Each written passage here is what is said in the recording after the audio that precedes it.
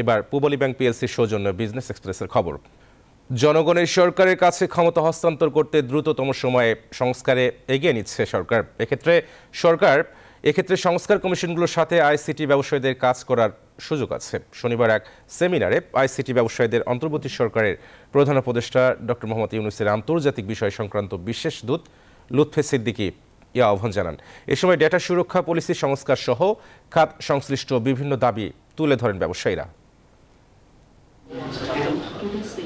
দেশের আইসিটি খাতের উপর ভর করে বিভিন্ন অপ্রয়োজনীয় উদ্যোগ নেওয়া হলেও খাত সংশ্লিষ্ট কোনো উদ্যোগ নেওয়া হয়নি। তাই দক্ষ জনবল তৈরির জন্য প্রশিক্ষণের নামে কোটি কোটি টাকা খরচ করা হলেও ইন্ডাস্ট্রির জন্য যথেষ্ট জনবলের অভাব কখনোই পূরণ হয়নি। শনিবার reform for ICT industry growth শীর্ষক এক সেমিনারের আয়োজন করে Dhaka chamber of commerce and industry DCCI। সেখানে বক্তারা আইসিটি খাতের জন্য প্রয়োজনীয় বিভিন্ন বিষয় তুলে ধরেন। Government has spent 7,000 crores in training, but yet from the industry we don't find enough mid to senior resources in the market. Last 20-25 বছরে যেটা কাজ করেছে সেটা নেক্সট 10 বছরে কাজ করবে না। 3 মাস 6 মাস বা 1 বছর ট্রেনিং প্রোগ্রাম হয়তো সরকার থেকে করানো হচ্ছে, কিন্তু বেসটা যদি আসলে স্ট্রং না হয় তাহলে কিন্তু ভালো প্রোগ্রামার বা ভালো কোডার আসলে আমরা কখনোই পাবো না। গবেষণার কাজ অনেক বেশি দরকার, ইন্ডাস্ট্রি এক্সপার্টদের অপিনিয়ন নেওয়া দরকার। Infrastructure related, regulatory policy support related demand বেশি আসা উচিত। ব্যবসায়ীরা বলেন, পলিসি প্রণয়ন যাতে জনগণকে নিয়ন্ত্রণ নয় বরং তাদের ডেটা সুরক্ষার লক্ষ্যেই তৈরি করা হয়, সেদিকেও সরকারকে লক্ষ্য রাখতে হবে। ইনফ্রাস্ট্রাকচারটাকে গুরুত্ব দিতে হবে। সেমিনারে প্রধান অতিথির বক্তব্যে প্রধান উপদেষ্টার আন্তর্জাতিক বিষয় সংক্রান্ত বিশেষ দূত লুৎফে সিদ্দিকী বলেন, প্রয়োজনে সব পরিবর্তন করে হলেও দেশ সংস্কার করা হবে। অনেক কিছু আছে যেটা আমরা করতে পারি, যেটার জন্য পলিসি বদলাতে হবে না, আইন বদলাতে হবে না। যেখানে বদলাতে হবে সেটাতেও আমরা we are open to that. You do need a democratically elected representative government who can then take decisions on very long-term issues. এ সময় দেশের সার্বিক অর্থনৈতিক উন্নয়নে আগামীতে আইসিটি খাত সবচেয়ে গুরুত্বপূর্ণ ভূমিকা রাখবে বলে জানান প্রধান উপদেষ্টার বিশেষ দূত আল মোহাইমিনুল খান, নিউজ 24, ঢাকা। গাজীপুরে বকেয়া বেতন ও বোনাসের দাবিতে ফের আন্দোলনে পোশাক শ্রমিকরা 9 ঘন্টারও বেশি সময় ধরে সড়কে অবস্থান নেয়। উভয় পাশে কয়েক কিলোমিটার দীর্ঘ যানজটের সৃষ্টি হয়েছে। এতে সীমাহীন ভোগান্তিতে পড়েন চালক, যাত্রী সহ পথচারীরা। বাধ্য হয়ে পায়ে হেঁটে গন্তব্যে রওনা হন অনেকে। শনিবার সকালে কাজে যোগ না দিয়ে বকেয়া বেতন ও বোনাসের দাবিতে সড়ক অবরোধ করেন পোশাক শ্রমিকরা। দিনভর চলে বিক্ষোভ। আমাদের ফ্যাক্টরিতে কোনো প্রকার বেতন দেওয়া হচ্ছে না।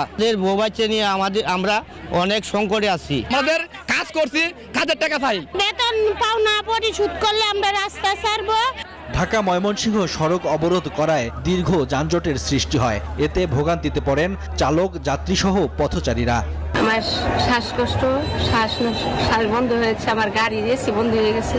আমি অফিসে গুরুত্বপূর্ণ কাজের জন্য যাচ্ছি, আমি যাইতে পারতেছি না। তো আন্দোলন শেষের পরেও কিন্তু আমি বাসায় যেতে পারবো না।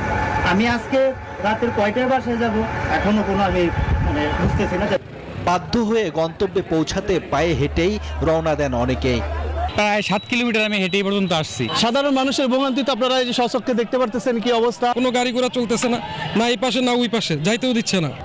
পরিস্থিতি স্বাভাবিক করার চেষ্টা করছে আইন শৃঙ্খলা বাহিনী। শ্রমিক পক্ষ এবং বিজিএমএ দায়িত্ব নিছে যে খুব তাড়াতাড়ির মধ্যে তাদের ভিতরে একটা কথা হয়ে হয়তো শ্রমিকদের একটা মেসেজ দিবে এবং দিলে শ্রমিকরা চলে যাবে। দাবি পূরণ না হওয়া পর্যন্ত আন্দোলন চালিয়ে যাওয়ার হুঁশিয়ারি দেন শ্রমিকরা। Desk report, news 24। টিসিবির হাতে লেখা কার্ডগুলোকে স্মার্ট ফ্যামিলি কার্ডে রূপান্তরের সময় 43 লাখ কার্ডে অনিয়ম পাওয়া গেছে, জানিয়েছেন টিসিবির মুখপাত্র হুমায়ুন কবির। সকালে তেজগাঁয়ে টিসিবির আঞ্চলিক কার্যালয়ে সংবাদ সম্মেলনে তিনি জানান, 1 কোটি ফ্যামিলি কার্ডের মধ্যে একই পরিবারের একাধিক ব্যক্তি পণ্য পাচ্ছে। তবে নানা জটিলতায় সব হাতে লেখা ফ্যামিলি কার্ড স্মার্ট কার্ডে রূপান্তর করা সম্ভব হয়নি। তাই এখনও আগের হাতের লেখা কার্ডেই টিসিবির পণ্য বিতরণ করতে হচ্ছে। স্থানীয় প্রশাসন বা জনপ্রতিনিধিরা না থাকায় টিসিবির পণ্য ভোক্তা পর্যায়ে ঠিক মতো পৌঁছাচ্ছে কিনা তাও সঠিকভাবে মনিটর করা যাচ্ছে না বলে জানান তিনি। রমজানে টিসিবির 5টি পণ্য তেল, চিনি, ছোলা, খেজুর, ডাল বিক্রি করা হবে। আর সিটি কর্পোরেশনের বাইরে খেজুর বাদে 4টি পণ্য বিক্রি হবে।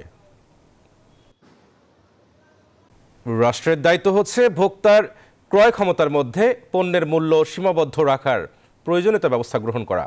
সে লক্ষ্যে অধিদপ্তর কাজ করে যাচ্ছে। ডিবেট ফর ডেমোক্রেসি আয়োজিত বিগত সরকারের সৃষ্ট সিন্ডিকেট বাজার অস্থিরতার জন্য দায়ী শীর্ষক এক ছায়া সংসদে এ মন্তব্য করেন ভোক্তা অধিকারের মহাপরিচালক মোহাম্মদ আলিম আখতার। বলেন, আইনের শাসন অনুপস্থিত থাকলে সুশাসন প্রতিষ্ঠা করা সম্ভব হয় না। বর্তমান প্রেক্ষাপটে সুশাসন নিশ্চিত করতে সমাজ সংস্কারের পাশাপাশি প্রযোজ্য ক্ষেত্রে অর্থনৈতিক ও রাজনৈতিক সংস্কার করা প্রয়োজন।